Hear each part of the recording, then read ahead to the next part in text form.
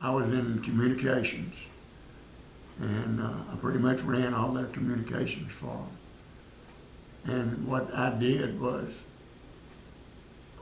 operate these machines and made sure I received codes from the Pentagon every month.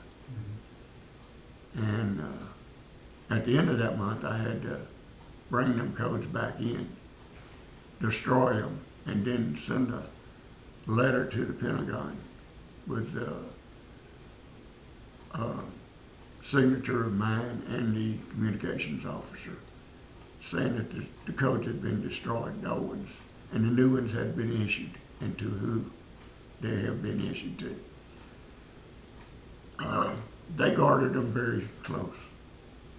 A lot of people's lives depended on these codes because that's how they talked to each other in situations when it needed to be coded. For instance, we had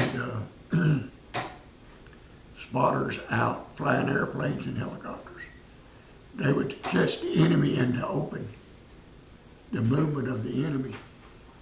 And they had what they call scramblers hooked up to their radios.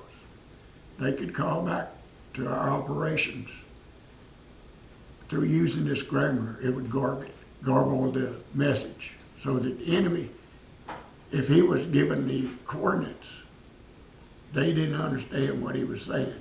If they understood what he was saying, all they had to do was pick up and move, because we fixing to shell them in a minute. Anyway, they send the messages back to headquarters. We'd decode it through our scramblers. And operations could then go to the computer, what is the FADAC computer, and it was a far directional computer, put in the latitude and longitude in it of what the spotter said.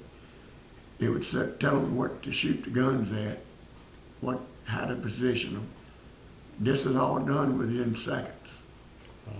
And then they would fire on the enemy. And that's the main reason they had to be coded. Because if they didn't code it, the enemy would say, well, they're talking about us looking on the map. The coordinates. All they got to do is move.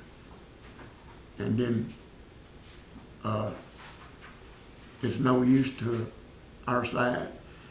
That was just some of the reasons to be coded. And a lot of times we had radio teletypes that we called them the RTT rigs, and they were coded. Any message that come over it was coded. And then my job was to set these machines up every 24 hours with a different code that I received for that month.